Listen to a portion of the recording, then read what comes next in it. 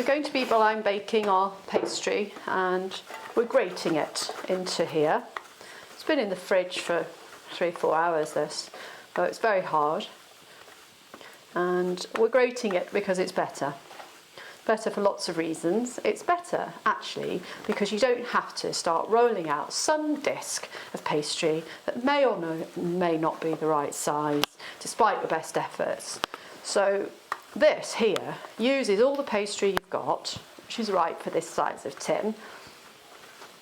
It's a lot easier. There's no rolling pin, there's no spreading flour on the work surface and taking your discs round and making it a good flat disc of pastry and not rolling the edge of the pastry because you don't do that and all that stuff. There's none of that. You just do this. Much better.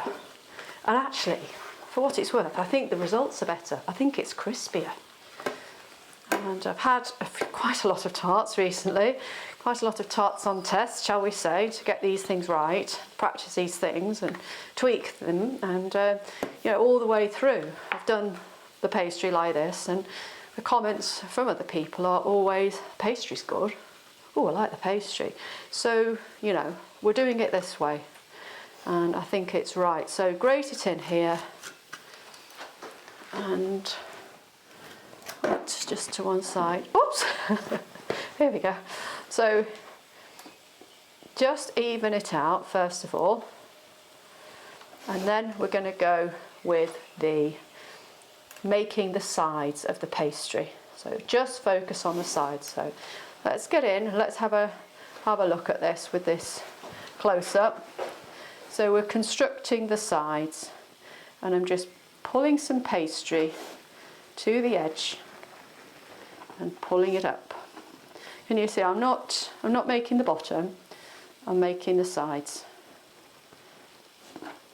I've got a bit better as I've done this, and it's good to make the sides first rather than the bottom, so otherwise you can end up with too much pastry where the side meets the bottom. If you do the bottom first, it's just harder. So pastry feels very cold on my fingers, so I construct this now. And of course we judge the tart visually first, and we want the sides to look really crisp, professional. Homemade, yes, but neat, tidy. So I'm looking as I'm doing this at what I'm doing, concentrating on getting this edge here right. You can just see that I'm just pinching off almost stuff I don't need. That's too thin there. This is too thin here. So, you know, watch what you're doing, because what you don't want is for an edge to collapse. It looks awful. And if it's a liquid filling, like if it's a lemon tart, you know, the liquid would seep out, then you've got some sugary mixture hitting your bakeware, then it's sticking, you know, so just take care to construct your edge.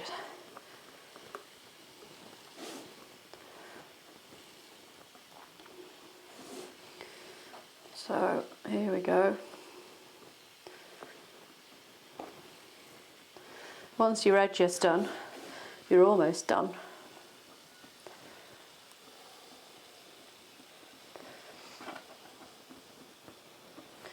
And just think of anything more that's useful for you to know at this stage, apart from just, you know, if this is new technique to you, just take your time. Hair behind my ears a bit there. And then we just pat the rest into the base and start flattening it down. And I'm looking all the time, my hands are quite cold, as you can see from the colour of them, which is good for pastry.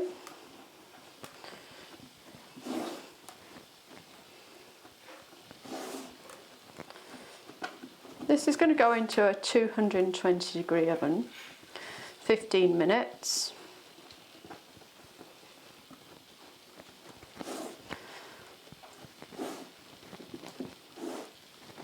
pressing this down. Incidentally, this tin was also cold before I went near it.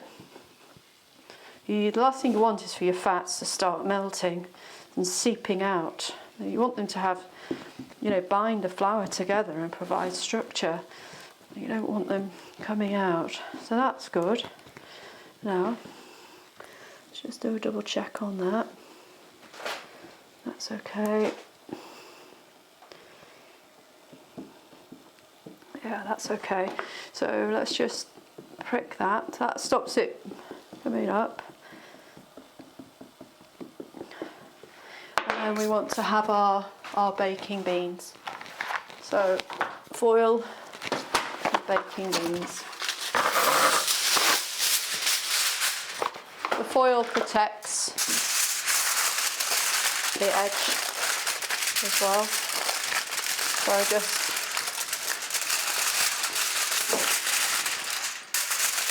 you want the foil to be vertical. You know, take care of your pastry edge as you're just putting this foil in.